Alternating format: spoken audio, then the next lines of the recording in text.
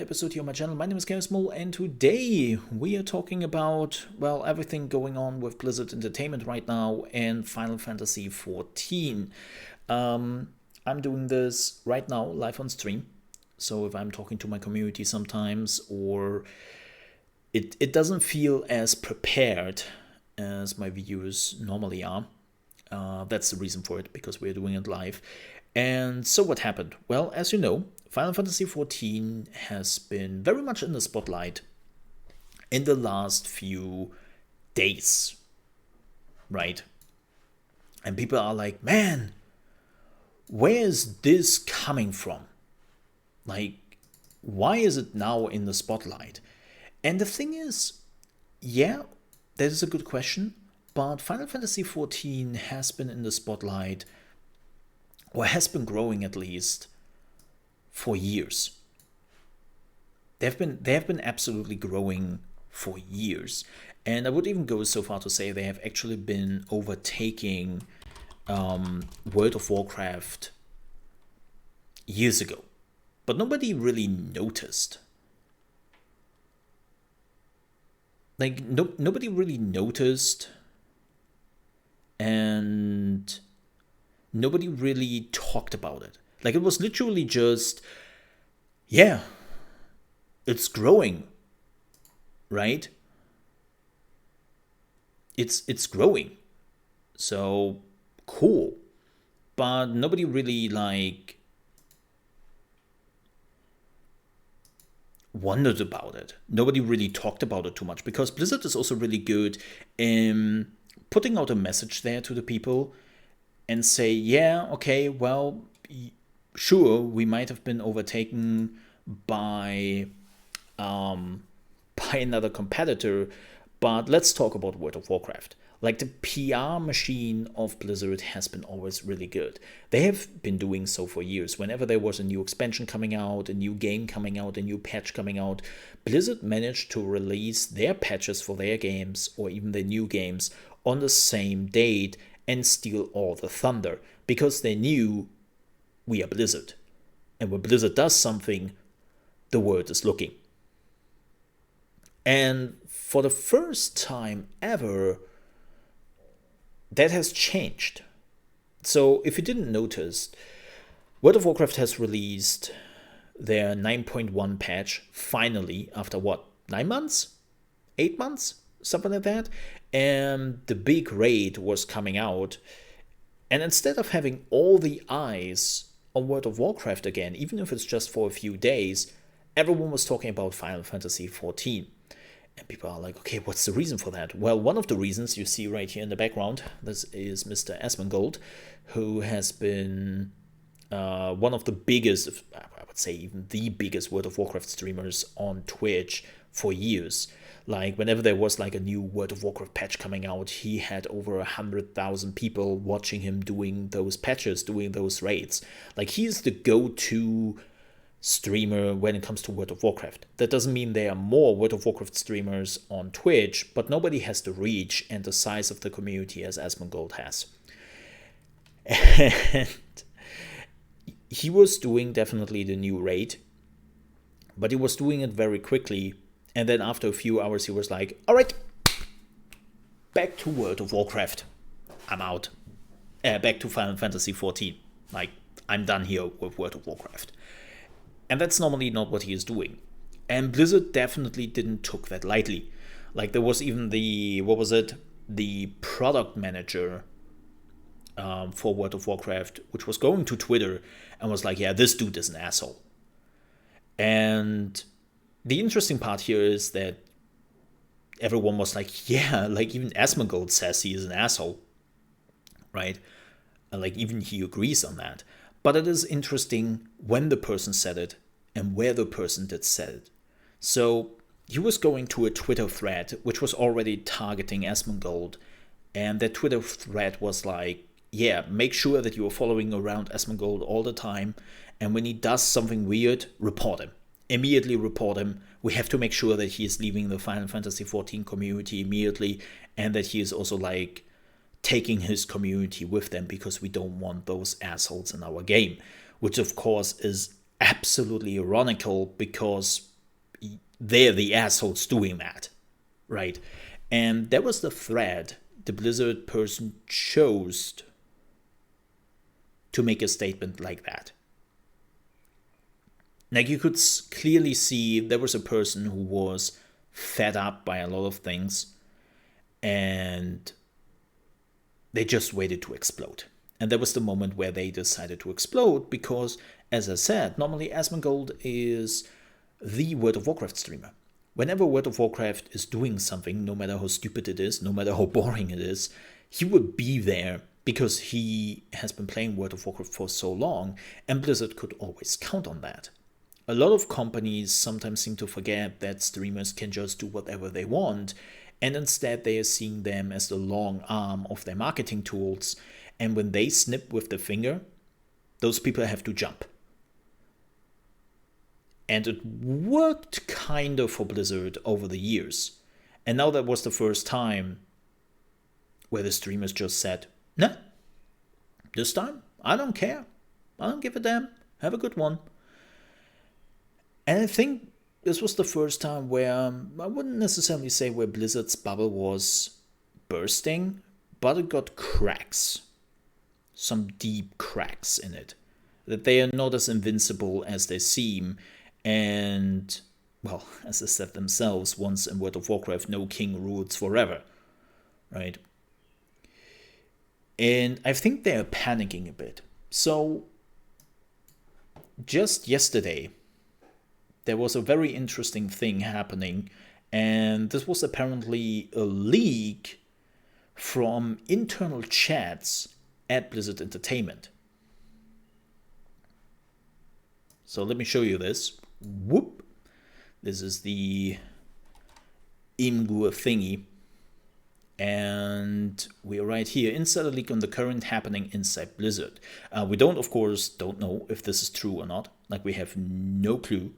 But it is kind of interesting to see this. So those are apparently like inside chats where the programmers are just talking to each other and talk about the problems.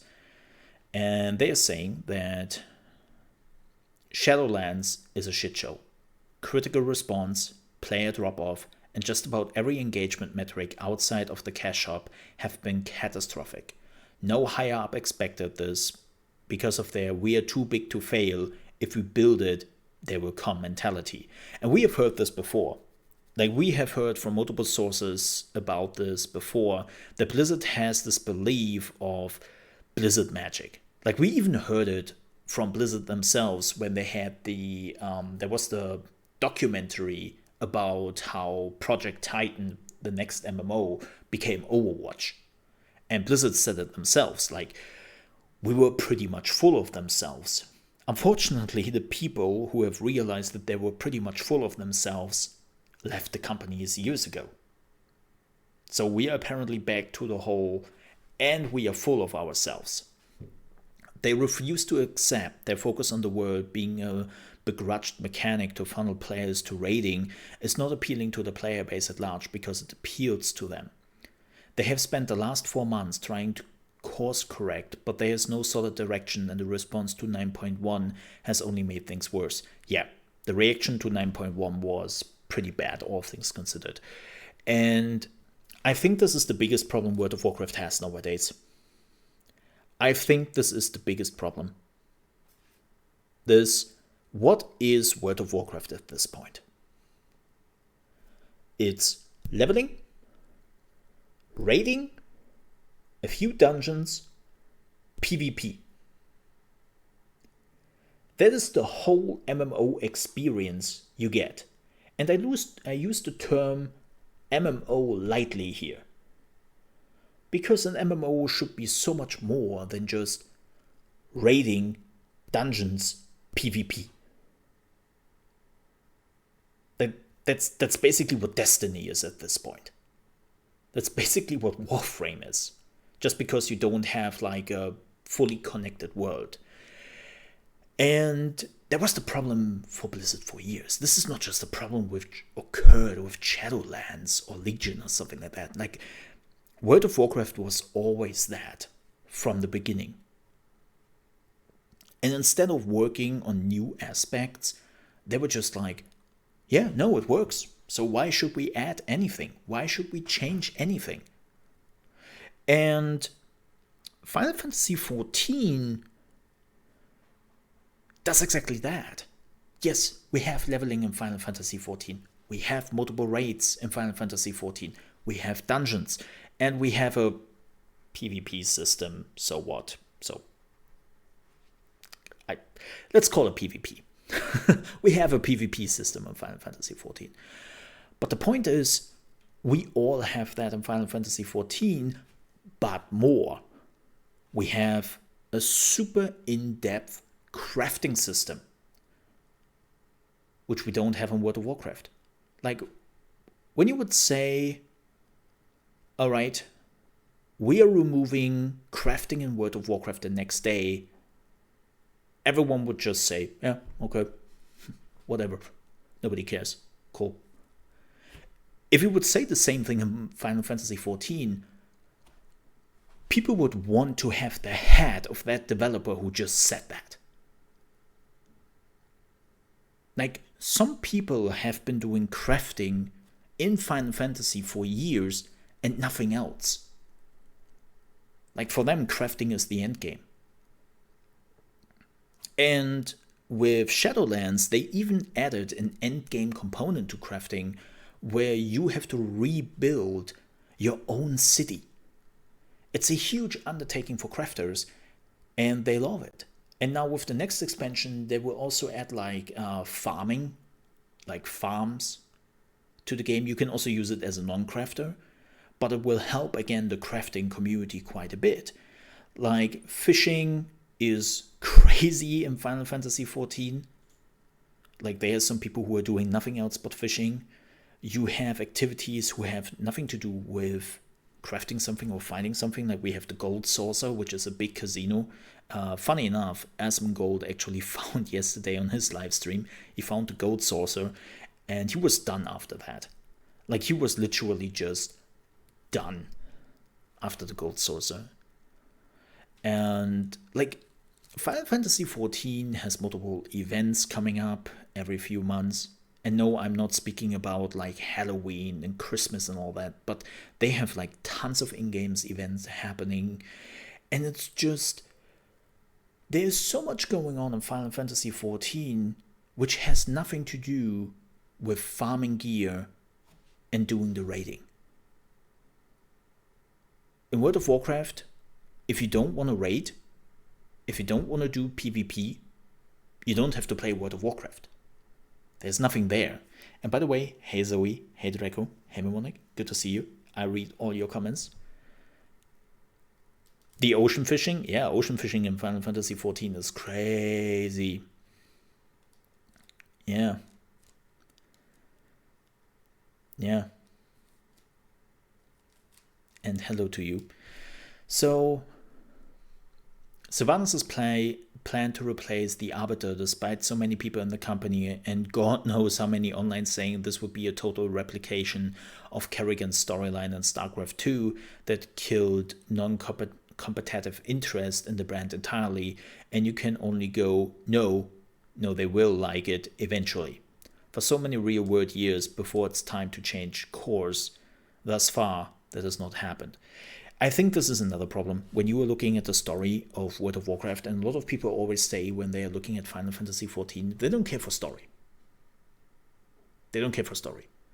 And it's like, you say that probably because you come from the World of Warcraft story.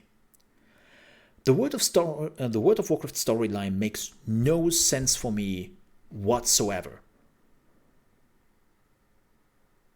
It's, when you look at Warcraft 3, Warcraft 3 had a fantastic story.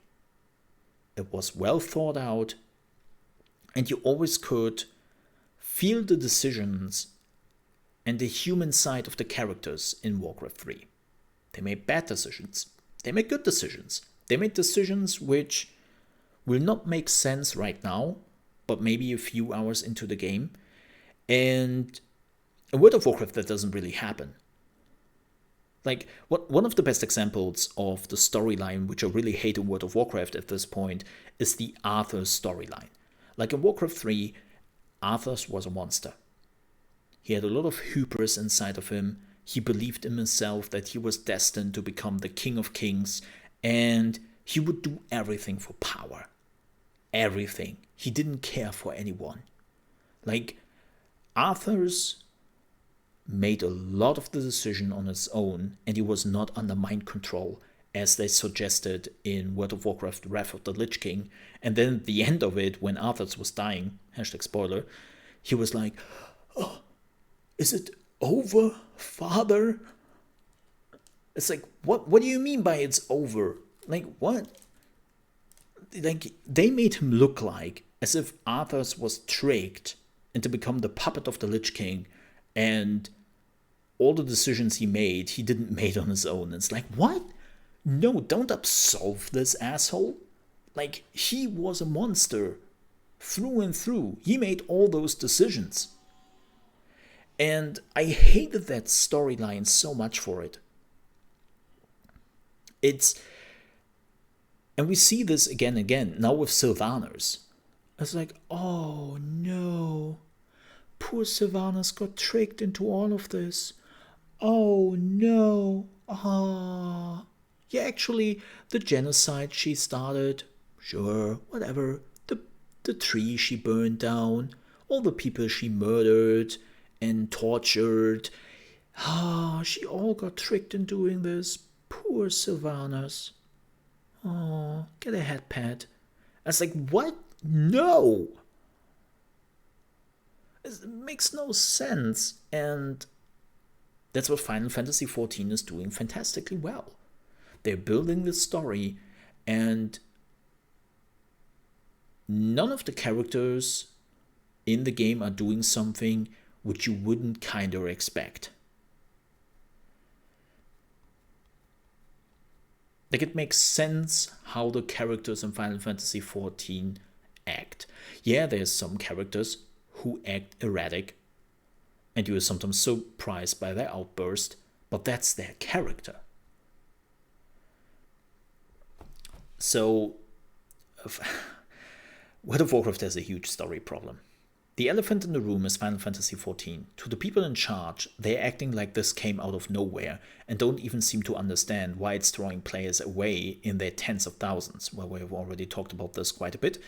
We have all tried to highlight things it is doing that are clearly appealing to an MMO audience, and not, in my opinion, focusing more on mobile game style retention traps to keep MAU, monthly active users, and habit-forming personalities logging in. Yeah, that is something Blizzard has been unfortunately focusing on, because Activision wants that. Like, they don't really care for the subscribers anymore, or if people have fun. The only thing they're caring for is to create habits for the players so that they are logging in every time, and this is how they try to please their shareholders. It's like, look, see this dude right here? He logged in 120 hours this month. He doesn't want to, he hates what he is doing, but we formed a habit around this. We made this work, and he is falling for it. And the shareholders are like, marvelous, marvelous. It's like, yeah, of course. People are not happy about that. It's not that they don't care. They just seem too pig-headed and digging their heels in with their fingers in their ears, thinking all the problems will go away because World of Warcraft is too big to fail. There will never be real competition, and they will keep coming back. But they aren't coming back anymore. Not in the numbers they used to. Yeah, because the people who are actually checking out Final Fantasy XIV, most of the time stick with it. Like, look at, like, Asmongold is such a wonderful example of this. Asmongold basically said the same thing. Yeah, I will go back to World of Warcraft. I'm just checking this out. I just want to see how it is to form my own opinion. And I will basically go back to World of Warcraft at some point, like I did with all the other MMOs. Like, he has played all the other MMOs out there for like a few weeks, for a few hours, but sporadically, and then he always came back to World of Warcraft. the last week, he basically became addicted to Final Fantasy XIV. Like, he only looks into World of Warcraft if he really has to. And right now he's doing the extreme raids in A Realm Reborn. And he loves those things. Like, viping 2 or 3 hours for Ifrit or Titan or something like that, doesn't matter for him. He enjoys that. And you can truly see how this connection he had to World of Warcraft is becoming weaker and weaker the longer he plays. And he's only in A Realm Reborn, which is considered one of the weakest Final Fantasy XIV parts. I'm not saying it's bad, it's just the weakest. And if that happens to him, you can probably imagine what it does to all the other players. So no, the chance is pretty high that people will not come back to World of Warcraft this time. The people making the spending choice know this. The new model for World of Warcraft is market the hell out of an expansion pack for a huge quarter, then use 6 months lock-ins to pad numbers for the quarters after that. Even if Corona had not happened, 9.1 still would have been dropping after the initial 6 months subs expired to keep the chain holding. So if you don't know what that means, so World of Warcraft is love doing that. They sell the expansion, then they are also selling like something special with the 6 month subscription. Like they're adding a special 6 month subscription when the new expansion is coming out to basically keep the people playing. The mood in the company is tense, but also very much, it's just a rough transition period. Activision has been pushing hard for Blizzard to release more regular product and to generate more income per user. As far as I know, this is going to be a transition over the next 5 years to a much larger mobile tablet gaming focus. I mean, that's what they said. Activision Blizzard wants to create a mobile offspring of all of their IPs. By all accounts, not just World of Warcraft, but Overwatch was intended to be the moneymaker in the interim, but once again, someone had the bright idea to kill a game casual players loved on the altar of esports, hoping for another Brood War. That's true. Overwatch was the most casual loved game, and they changed it so much that they made every decision for the esport community, and the casuals were just like,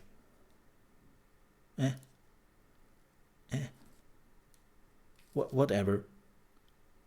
And then they basically killed off Overwatch with the promise that Overwatch 2 is coming out in a year, and that also didn't happen. Like, we are still waiting on Overwatch 2. From what I hear, the told you so's were loud and a lot of people walked beyond Kaplan. The sentiment that was shared quietly in private but being spoken more often is simply that the leadership at Blizzard are not bad people, nor incompetent people, but people who had to fill seats left when the old guard jumped ship, wherever they were suited for it or not, which means they're probably incompetent. Just saying, like when you are filling the seats of somebody who left and that person is not made for it, then that person is incompetent in their job. Bragg is a genuinely good man out of his depth. Ian is a fantastic raid designer, put in charge of designing a virtual world he has no interest or real ideas for, and so on. Yeah, like Ian Hasekostas, who is the lead designer of World of Warcraft, was a raid designer, and he did some amazing raids in the past. But he basically rose to the position nobody really wanted. Apparently the least himself. Because that's not what he's dabbling in. So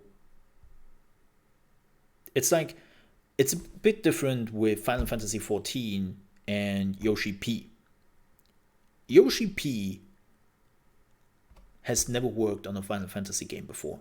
He came actually from the Dragon Quest team. And I think he was just a designer or programmer there. But he wanted to do it. Like, when Square Enix was looking around at the company of somebody taking over of Final Fantasy XIV and the disastrous 1.0 release, like, everyone was just like, This weekend, I'm planned out, man. The kids, new school year. And basically, Yoshi P was the guy who said like, I do it. I have a plan, and I will see it happen. Yeah, choose me. And glad they did. They've been taking form the roles. They excel at to be put in positions where they get to do far less of what they purely because there is nobody left with the experience to do so, and to trick it down is a lack of concrete direction, ambition, and focus. Yeah, this is also something I noticed. I have said this actually for a year. I would love to know how many people are working on World of Warcraft right now. How many people are left working on that game? Because the more I hear about it, the more I see about it, I have the feeling they have only a small team left doing maintenance on that game, but not really developing it anymore. And I think that's a big difference, where the Final Fantasy XIV team is still massive. World of Warcraft feels like a skeleton crew. A skeleton crew of people who don't even want to be there. So, apparently somebody got reported for violating the NDA. 2021 has seen the player base, media, and gaming at large turn on World of Warcraft to a degree I didn't think the leads in their positivity dojo bubble consider possible. This is what I said before. Blizzard was so good at marketing and making sure that even if the numbers are going down and it doesn't look great, everyone would be like, but it's Blizzard, it's World of Warcraft, yay, right? And so let me give you an anecdote, even under the danger that I might break my NDA here. When I worked at Final Fantasy XIV Stormblood, we had a meeting once with the English team, and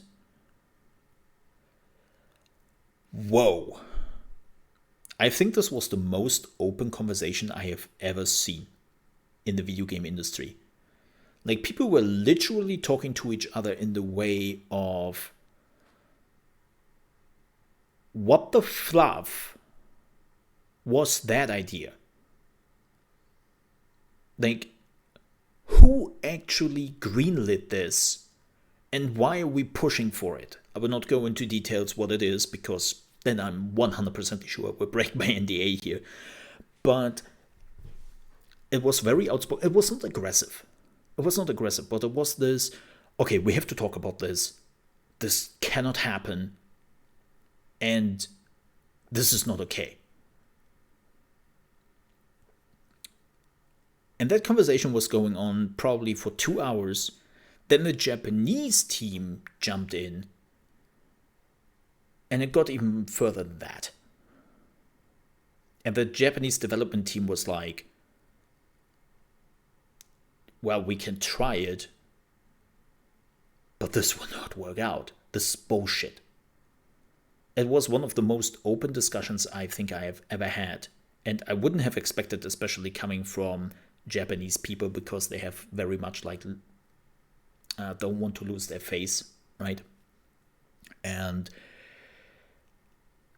let's just say what we discussed on that day ended up not being in the game. And considering the things which happened with World of Warcraft, I'm actually kind of happy it never came. And again, I will not say what it is, because, yeah, let's not do that. But they wanted to add a gameplay mechanic with Stormblood. They thankfully never did, because they looked at the community and they were just like, the community will murder us for that. We cannot do that.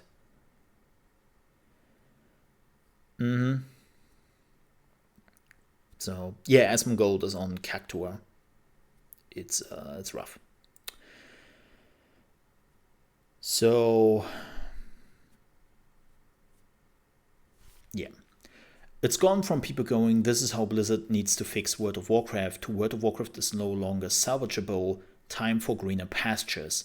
And I think on some level, this was never considered as a possibility, so there have never been major plans beyond the usual try and minimize player drop-off by arranging releases around competitors launching updates and products. Yeah, like this, I've said this for years, Blizzard is doing this, even though Blizzard denied it at one point. They're like, no, we are not doing it. It's like, I love to use a specific metaphor for this. You know this joke when people are saying like, officer, I swear, it wasn't my intention to stab the guy 20 times. Like, he was running into my knife 20 times. It wasn't me, I swear. And that's basically what Blizzard has been doing here. They have basically denying that they would never arrange their releases and patches around the competitor, and you were just looking back at the last decade, and you see them doing exactly that, right? The official forums being filled with talk of Final Fantasy XIV, and worse, why do we actually pay a sub, hasn't helped. This was my thinking in Warlords of Draenor. When they announced that Legion is still a year off and there will be no other content in between. Like Gul'dan is the last fight in Warlords of Draenor. Until Legion coming out in a year, there will be no other content patch. I was like, why?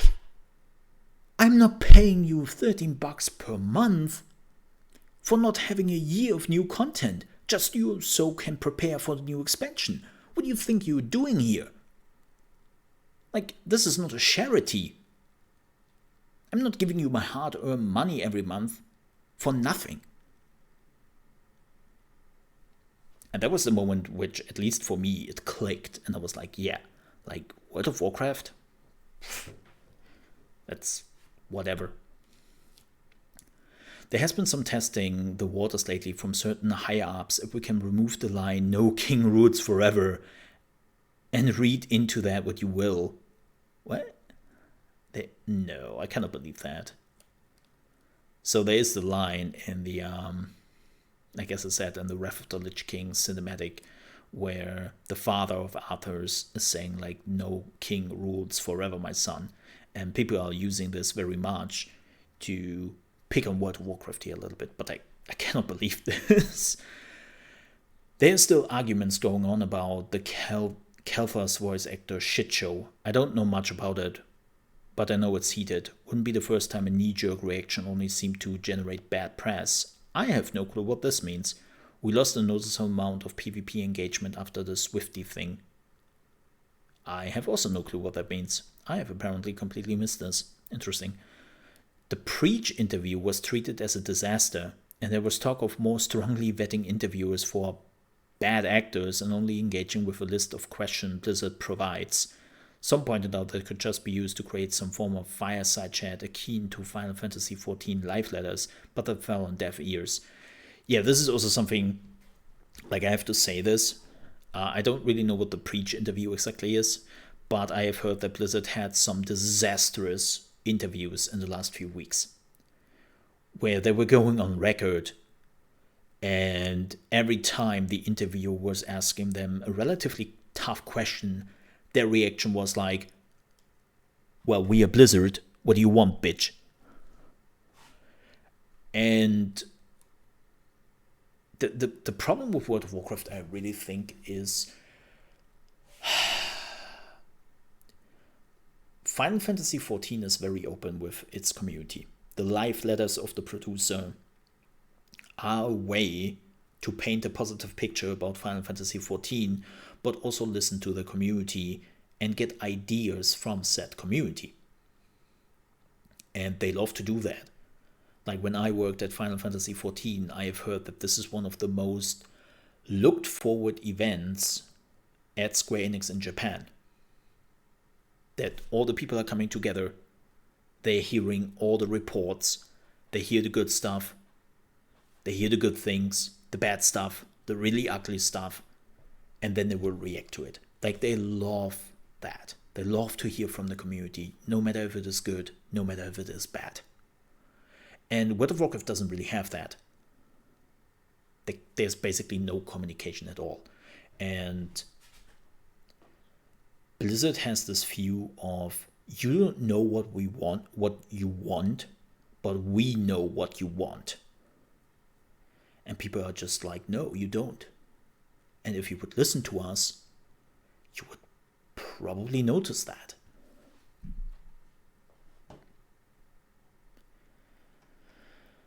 The two sentiments right now among the team are either we really need to win, or there's a dedicated cabal of internet trolls out to kill World of Warcraft. No. Believe me, no. There's no cabal of internet trolls out there to kill World of Warcraft. Like, this is not a scheme. This is not the Illuminati decided that World of Warcraft has to die. Like, that's bullshit. Like, we are really not at that point, believe me. Right now, we are crunching hard to get 9.2 ready to wrap up the Jailer storyline so we can get an expansion out early 2022.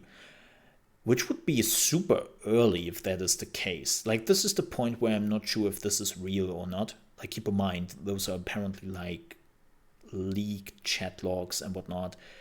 And it's like, I'm not sure if this is true. Like, that would be super early for a new World of Warcraft expansion. If that doesn't happen, there are folks of major shakeups coming down from Activision that have been threatened for a few years now. We heard about that before. Like, Activision wants to change Blizzard quite a bit. And you might say, wait, but they have already changed Blizzard quite a bit. Yeah, but they want more. They want all of it. It's an all hands on deck feeling that has been around to some degree since, is this an out of season April's Fool's joke BlizzCon? A make or break deadline is coming closer, and things like Diablo 4 were not all planned before then. Blizzard needs a significant win, not just in the initial profit, but consumer goodwill. Nobody likes working at what the public now seems to see as the bad guy of the MMO industry. Well, I don't see Blizzard as the bad guy. I see Blizzard as the incompetent guy at this point, which is even worse. Like, they're clearly internally going fights on, where there is this one side who's trying the hardest to bring back the old Blizzard, and there's the other side who's just like, we're a company, we need to make money, shareholders first, screw you. And those two sides are fighting for influence. And right now, the money-making side and the company side is basically winning because they can always pinpoint the problems and they can showcase, like, look at this. 9.1 came out, it was a shit show. Like, why should we listen to you if you're doing nothing else but screwing up things? This is why they need to win. This has also made a new hires decline. Not significantly, but the "you won Blizzard on your resume" line doesn't seem to have the appeal it used to. Yeah? Yeah. This has led to more hiring via friends of a friend, to some rumbling about Neptuism. Blah, I hate that word. Neptuism. And people severely lacking in experience because they get great Twitter optics. We're nearly done. On the topic of Twitter, we are now being told to disengage from it. Multiple employees like Nervig and Holinsky publicly attacking paying customers because they got too heated and couldn't keep quiet as bad press that could have been avoided. Yeah, this is what I said, right? Like, there have been multiple developers who have been going on a rampage on Twitter blaming the players. That's like, never a good idea. An email reminder has gone around more than once lately stating if you're not a customer relations, you should not be representing the company to customers, especially if you cannot remain professional. That's a nice reminder. Lastly, the biggest elephant in the room is your boy Asmongold. Really? They're calling him your boy. The new hires cannot stand him. They have used terms like toxic masculinity, he is, and dog visits to dangerous males, while some of the oldest crowds still remain having him called based or telling it like it is. Like, here's the thing with Asmongold. Asmongold is a very well thought out person. He's smart. He's not dumb.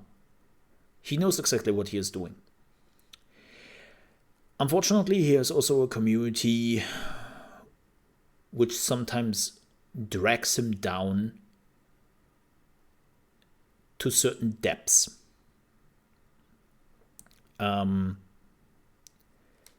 He loves to curse, and he has a very, how to put it, a ghetto mouth. I think when he is live on stream, like, you have to watch some of his YouTube videos, especially the one where he is not doing streaming stuff. Like, he has a second YouTube account where he is just Zach, like his first name, Zach. And again, he is a very intelligent and well thought out person, but he's just sometimes getting dragged down by the community he's representing. And unfortunately, when he gets dragged down, he has that toxic masculinity. Yeah. Like, the amount of dicks he wants to put everywhere is just sometimes a little bit too much, where even I have to say, like, oh, come on, dude, yes, I know you have a dick. Like, leave it in your pants. But when he's thinking about problems, when he's thinking about criticizing something, he is very well thought out. The points he makes sense. And he thinks also about, like, what could they do to fix it? Like, he's not just one of those people who's screaming at the developer all the time and be like, this is shit, fix it, I hate it. Like, he's sitting down for 20-30 minutes and explains what the problems are, where they're coming from, how they might be seen by the community, and how to fix them. So I can totally see that some people are looking at him with disdain. People are told not to talk about him, and the recent Final Fantasy XIV stuff only made it all worse. Yeah, as I said, like, unfortunately, some companies believe that when there is a Twitch streamer who is mostly streaming one game in particular over years, they own that Twitch streamer. Or that's content creator. It's not just Twitch streamer, that content creator. It's like, oh, you were playing our game for the last 5 years and made content about it. Well, you do understand that all the growth is thanks to our game, and we own you now, bitch. I was like, no, that's not how it works. But nice try. The idea that an outside element can have such an effect on the product genuinely upsets people. Again, he is the biggest World of Warcraft streamer with hundreds of thousands of viewers. He is part of the PR machinery.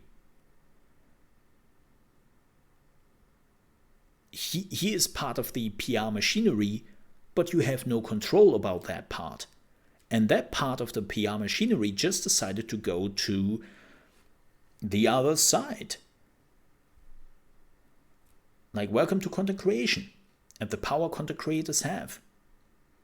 Some content creators don't notice that, but that is the reality. Like, Zach is engaging in some malicious act of cyber warfare.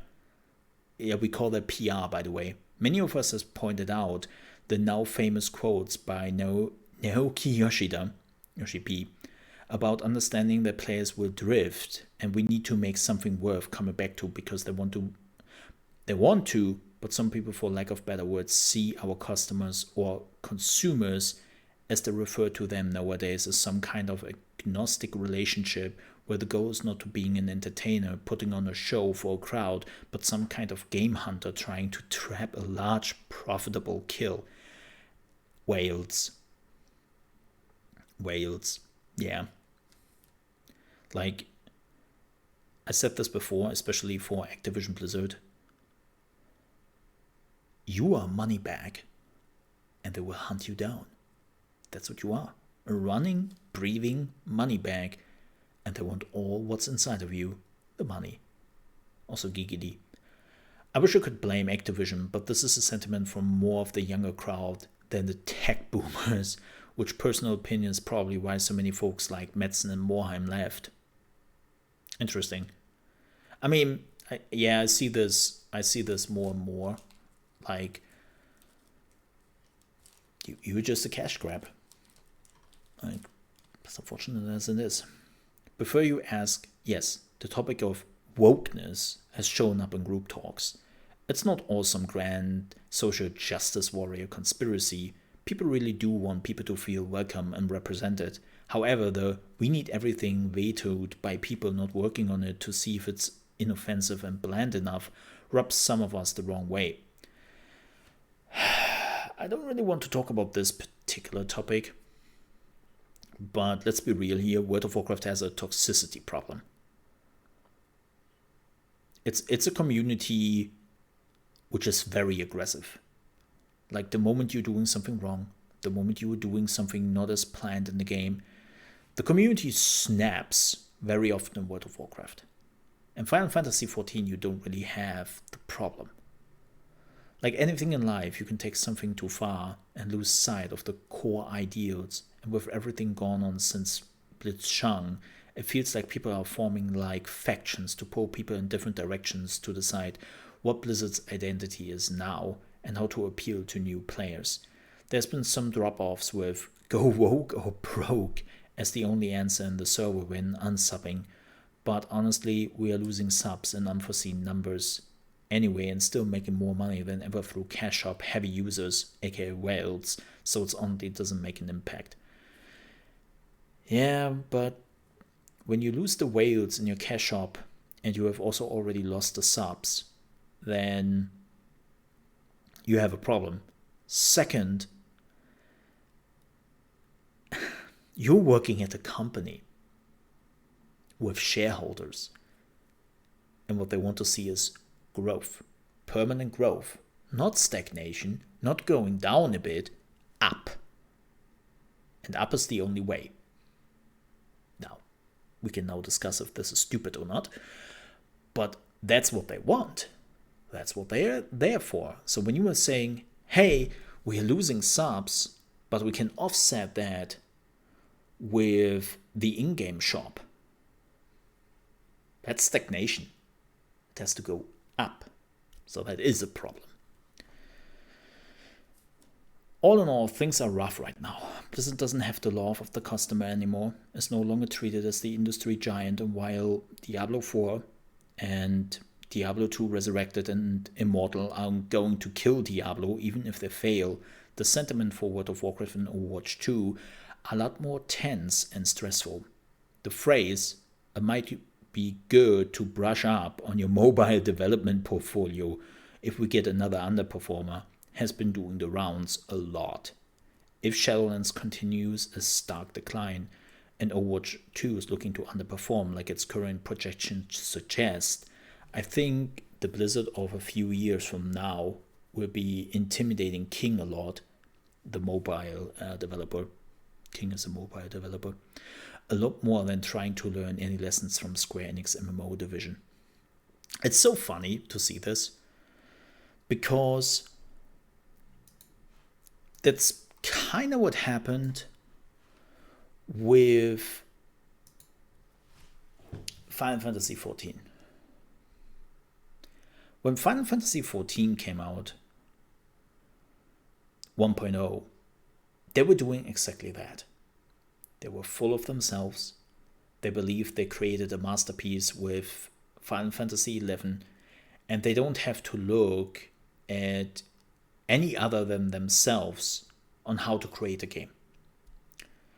And that was one of the reasons why Final Fantasy XIV absolutely crashed and burned. And then Naoki Yoshida came around, and he said it himself in an interview, he made his developers play World of Warcraft. And a lot of them have never played it. Like, there were developers checking out World of Warcraft for the first time, and they were like, what is this? Why are we not doing this in our game? What? Like, they were just absolutely blown away by what World of Warcraft is doing. And I think Blizzard should maybe do the same. But it would be a lot of work. Like, that's the problem. Like, even if Blizzard knew what Final Fantasy is doing right, and they would decide to want to copy that would cost them a lot of development time and money, with a high chance that they will not do that. Because, I said it before, Blizzard and World of Warcraft feels more and more like being pushed by a skeleton crew, and there are barely any people working on it, and they don't want to put any money into the company anymore, or into the game from the company anymore. That's I think what the problem is with World of Warcraft at this point. Like, I believe that they actually know what's going on, and they see what Final Fantasy are doing, and then they realize how much time and how much money they had to put into World of Warcraft to get to that point, that the higher ups are just like, nah, that's not worth it. Especially if we don't know if it works out or not. Like, they don't want to take that risk. And they didn't have to for a long time. For a long time, World of Warcraft was just chugging along, pushing out an expansion every 2 years with new leveling, with new dungeon, with new raids, was completely enough for the community, which was already so invested in World of Warcraft. But nowadays, it's not. And they don't really want to change that because the investment would be too risky. Oh, he's just doing that. Like he's coming from World of Warcraft. There is no doubt. He's just having fun. He stopped doing that very much. This is like his first day. But I don't think that World of Warcraft will ever recover. If they wanted to recover, they should have done that years ago. And if they now decide that they want to recover, it would take too long and too much money to make it happen. So in the end, they would just continue what they have been doing and basically milk the cow as long as they can do so, and then let it die at some point. But Asmongold, and I know that some people are like, no, Asmongold didn't do anything. It's like, no, he did. A lot of people had World of Final Fantasy XIV on the map. They have been watching it for years. They have been hearing other people talk about it. But the connection to World of Warcraft made them stop looking any deeper into Final Fantasy XIV. They stopped doing that because it's always like, but I have already invested 15 years in World of Warcraft. I don't really want to go anywhere else. But they always had it on their radar. And now Asmongold, who has easily 100,000, 200,000 people watching him playing that game, checking it out and genuinely enjoying the game, people were like, oh, maybe I should do the same. Maybe I should just check it out now. And I think that was the tipping point. Like, this big part of the World of Warcraft community just finally do the leap of faith. And it seems like they are sticking with it. because I hear a lot of people on Twitter, on Reddit, on YouTube, just giving their first thoughts on Final Fantasy XIV. And the thing I hear the most is, why isn't World of Warcraft not doing this? Like, why must that be such a pain in the ass when they play WoW? Why is basically the king of MMOs, which again they are not anymore for years now, but why is the king of MMOs not capable of doing that? But this game is able to, and we are still in the weakest part of Final Fantasy XIV with A Realm Reborn. It's fascinating to watch. So, conclusion, I truly believe that this might be the final nail in the coffin of World of Warcraft. And that this is the jumping point for Final Fantasy XIV, where they finally will cement themselves as the MMO out there. And that people are finally realizing it. And Blizzard cannot frame it any other way anymore. I think that's what we are seeing here for the first time. But it will be very interesting to see what happens in the next few weeks and months, and especially when the new expansion Endwalker is coming around. By the way, I know this was a super long video. If you have actually managed to watch that long, thank you. This was really long. That is nearly an hour. Holy moly. Again, thank you very much for watching. If you enjoyed this video, then there's a like button right underneath the video. If you didn't like this video, well, there's a dislike button right next to it. And if you're new to the channel, you want to see more Final Fantasy XIV videos, which are not an hour long, I swear, they're not an hour long, I would appreciate if you might consider to subscribe to the channel. Thank you so much for watching. Stay safe. See you next time.